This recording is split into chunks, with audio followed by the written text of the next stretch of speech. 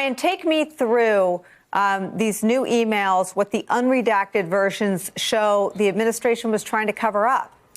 So the unredacted emails cover an expanse of months from June into October, and they clearly show that the Pentagon was sounding all the alarms that the hold on the aid was illegal and, in fact, would compromise the ability to send the full funds to Ukraine, and that the OMB essentially was covering it up. There are examples of the General Counsel of the OMB circulates talking points, which include clear false statements about these issues. And in fact, the very senior member of the Defense Department, the comptroller, sends an email to OMB and says the statement is false. I can't stand by it because it's inaccurate. She says, quote unquote, it is just inaccurate.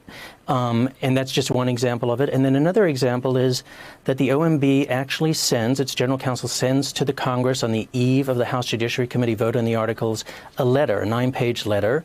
And these emails seem to contradict the letter. The letter said that there was no conflict with the Department of Defense's lawyers over the idea as to whether or not the funds could be distributed. But it's plain from these unredacted portions that's exactly what was going on. And we had a window into this when Defense, I think her name is Laura Cooper, when the Defense Department officials testified. It wasn't the most dramatic testimony because of the drama from some of the diplomats who were in the region, but they testified to exactly this. So it's stunning that the documents would seem to represent a greater threat to this administration and their case than even the testimony. If I could just ask you what role DOJ has in the redactions. This is not privileged information. As you said, it was just embarrassing and part of the messaging. What would the case be for those redactions, legally speaking? So the Department of Justice releases the redacted versions, heavily redacted, some entire pages are blanked out, on December 20th under a court order because they've been litigated by an outside group that wanted to see them for the public to be able to get some transparency. And, you know, the best argument on behalf of the Department of Justice is, well, some of the text that we blanked out is because it's internal deliberative processes.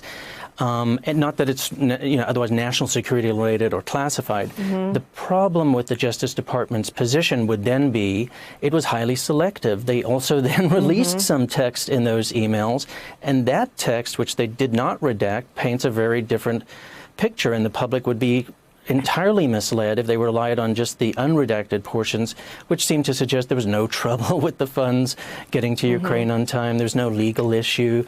All of that is the part that's behind the redactions, the blacked out text that we now see all of it because we have seen all of the emails in fully unredacted form. Ryan, is there more that you're in possession of that you all haven't reported yet? I think we reported everything we had here. In a certain sense, your reference to the New York Times recent report is very similar in part. They seem to have access to some of the same unredacted emails. One of the emails that they reported on, and we just referenced it again, is when the comptroller at the Department of Defense replies to Mr. Michael Duffy at the OMB and says, I'm speechless that you're putting this on us as though it's our fault. We've been warning you about this for weeks. And I think that was an important revelation on its own terms. We were actually going to build ours around that in a certain sense, but the New York Times came out with it first.